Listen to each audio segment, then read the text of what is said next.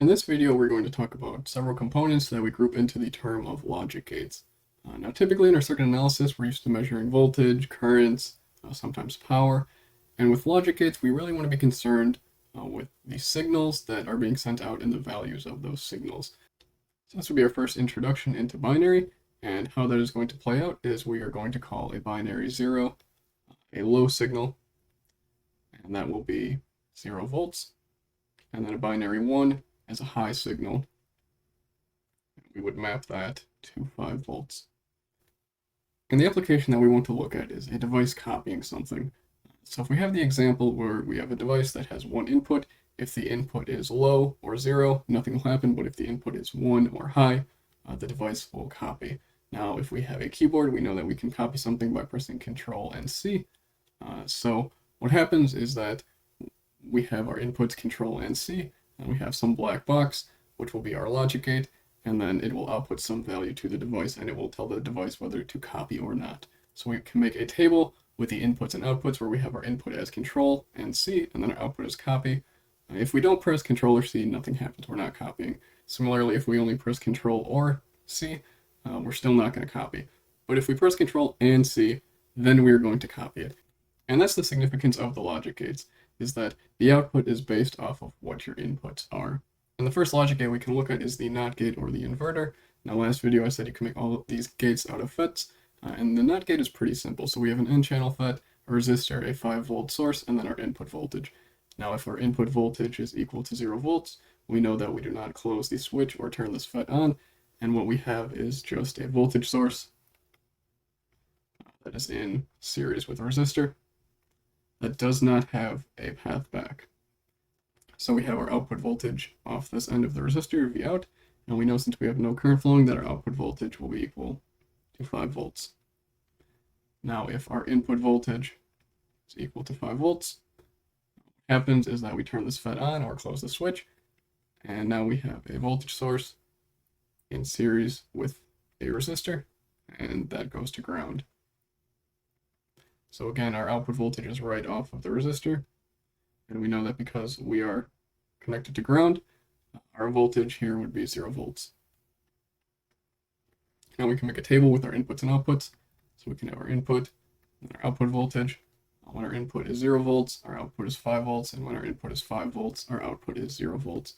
Now we can map this into the binary sense and make the same table and just map to different values. So 0 volts maps to a binary 0, and 5 volts maps to a binary 1, and then we can carry through with when our input is high. So what we can see from this logic gate is that it inverts the signal of our input. So if input's low, output's high. If input's high, output is low. And that's what this inverter or NOT gate is. And the symbol that we use to represent that, similar to the diode, except instead of a vertical line, we have a little circle at the end. And then we have our input and output. And now we can talk about the second gate, which is the AND gate. Now, while all of these gates can be made from FETs, the analysis is not always the easiest. But we can look at a very easy example just by using diodes. It's not the best example, but it does get the job done if we do a little bit of estimation. So we have two inputs, VA and VB. We have two diodes, and then we have a resistor and a 5-volt source. And then we have an output voltage right on this node. So what happens is if VA and VB are both low or 0 volts, well, essentially we are shorting out the voltage source. And what happens is that we will have current flowing through the resistor and then going to each diode. And we know that we have a 0.7 voltage drop over the diode for both of them. So now if we start a KVL loop backwards, starting from ground and going up, we see that V out should be about 0.7 volts, which we're going to estimate to a low signal or a 0. Now, if only one of the inputs is high at 5 volts, what happens is that branch is no longer active. And you can simply go through a KCL and see if this is 5 volts here, this is 5 volts here, you wouldn't expect any current to flow through this because you're unable to get the 0.7 voltage drop over this diode. So that means only VA is active for the second scenario. And because VB is 5 volts and this diode is inactive, we forget about it and we are shorted over VA. So we can do the same analysis, start from ground, go back up with KVL, and we see that V out is equal to 0.7 volts, which we round down to 0. And we get the same case when VA is high and VB is low. Now, when VA and VB are both high, essentially both of the diodes are not used because now following a KVL loop for either one, we see that we can't really achieve the 0.7 volt drop over the diodes. So that means we really just have a voltage source and then a resistor, and then that's open there. So we know that this output voltage would be equal to 5 volts or a high signal. Now the symbol that we use for this is this, where we have VA and VB as our inputs, and then Vout as our output. And this is the AND gate.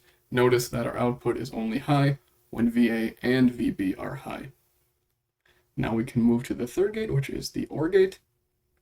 Again, can be built using FETs, but we're going to use diodes for simplicity. So we have, again, two inputs, VA and VB, and then an output, Vout here, and then the following circuit. So if VA and VB are 0 volts, what happens is that there's no current flowing through either of these diodes, so we really just have ground, a resistor, and then this floating node. Now for generality, we are going to assume that V0 is equal to 0, even though it is floating. Based off of an ideal environment, we are going to say that no current is flowing through this resistor, so V0 is approximately equal to 0 volts. In reality, a floating point like this does not take the shape 0 or 1 in our binary system. It really depends on the environment and what's going on in the circuit. So just because something is floating, don't assume a value for it. Now we can look at the case whether one of the inputs is low and the other is high. What happens is if VA is low, we know that we're not going to be pushing any current through that diode, so we're just going to forget about this branch. But if VB is high, we know that we are putting current through it, and we know that we have a voltage drop of 0.7 volts. So if we start a KVL, we just have 5 volts minus that 0.7 volts, which would mean Vout is equal to about 4.3 volts, which we are going to map to a high signal. Similarly, for the case of VA being high and VB being low, we have the same thing. Now, if VA and VB are high, we just have both of these diodes being active, and we have a 0.7 volt drop over both. So then we get 4.3 volts again for our output, which we're going to map to a high. And the signal that we use for this is this 2 input, 1 output device again, and this is our OR gate. Notice for this one, when A or B, or the combination of A and B, are high, our output is high. And these are the 3 main gates that are really important to understand. There's many gates. There's things like NAND gates or NOR gates, where essentially it is just an AND gate with an inverter on the end of it. Notice how the output F inverts between the AND and the NAND gate. And then we have a NOR gate, which is an inverter on the end of an OR gate. Again, we have the inverted output. And then we can have a gate called the exclusive OR gate, where if we look at the table, we see that the output is only high if A is high or if B is high. If we have both of them being high, our output is 0. We can also put an inverter on the end of this and have an exclusive NOR gate, where we invert this table.